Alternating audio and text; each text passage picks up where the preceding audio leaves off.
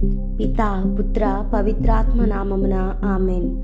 ముందుగా జ్ఞానవాణి ప్రేక్షకులకు ఉదయకాల నమస్సుమాంజలులు. ఈరోజు మనం మక్కబీయుల మొదటి గ్రంథంలోని 4వ అధ్యాయం గురించి ధ్యానించుకుందాం. ఈ 4వ అధ్యాయంలో యూదా అతని సోదరులు యుద్ధంపై విజయం సాధించిన తరువాత దేవాలయమును శుద్ధి చేసి ప్రభువును ఆరాధించిన విధానమును గురించి తెలియజేస్తుంది. యూదా అతని సోదరులందరూ తక్కువ మంది అయినప్పటికీ ప్రభువుపై భారం వేసి శత్రు సైన్యములన్నింటినీ మట్టుపెట్టి ఎమ్మావు యుద్ధమును గెలిచిరి. అటు పిమ్మట వారు యెరూషలేమునకు వెళ్లి దేవాలయమును శుద్ధి చేసి దానికి పునఃప్రతిష్ఠ చేయుదము అనుకొనిరి.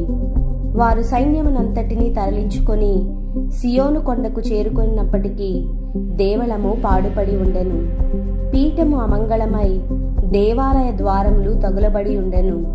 యాజకుల నివాసములు కూలిపోయి ఉండెను. ఆ దృశ్యమును చూచి వారు పరితాపముతో బట్టలు చించుకొని తల మీద దుమ్ము చల్లుకొని ఎల్లరూ నేల మీద సాగిలపడి దేవునికి మొరపెట్టుచు బిగ్గరగా ఏడ్చిరి.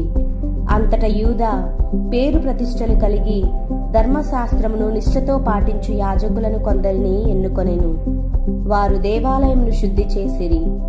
దేవాలయం వెలుపల లోపల కూడా మరమ్మత్తు చేయించి దాని ఆవరణములను శుద్ధి చేసిరి.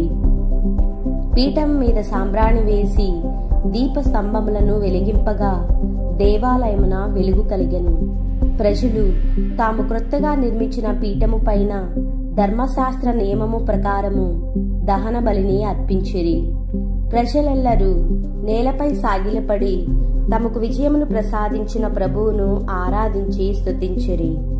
కావున ప్రియ దేవుని బిడ్డలారా, యూదా అతని సోదరులు ప్రభువునకు ప్రథమ స్థానమును ఇచ్చి అమంగళమైన దేవాలయమును శుద్ధి చేసి తమకు విజయము చేకూర్చిన ప్రభువునకు ఆరాధనలు స్తుతులు తెలిపిరి. దేవుని ఆరాధన అనేది కేవలం మాటలలో కాక మన హృదయం, మనస్సు, ఆత్మ శరీరములతో ఆయన మహిమ కోసం అర్పించబడినప్పుడు అది నిజమైన ఆరాధన అవుతుంది. మొదటి మక్కబీయ గ్రంథంలో యూదుల ఆరాధన ఎంత పవిత్రమైనదో దాన్ని కాపాడుట కొరకు వారు ఎలాంటి త్యాగం చేశారో మనకు తెలియపరుస్తుంది. ఆ కాలంలో గ్రీకు పాలకులు యూదుల దేవాలయాన్ని అపవిత్రం చేసి విగ్రహారాధనను బలవంతముగా ప్రవేశపెట్టారు. ఆ సమయంలో మత్తతీయ, యూదా మక్కబీ మరియు వారి సహచరులు దేవుని నిజమైన ఆరాధనను తిరిగి స్థాపించుటకు వారి ప్రాణాలను పణంగా పెట్టారు.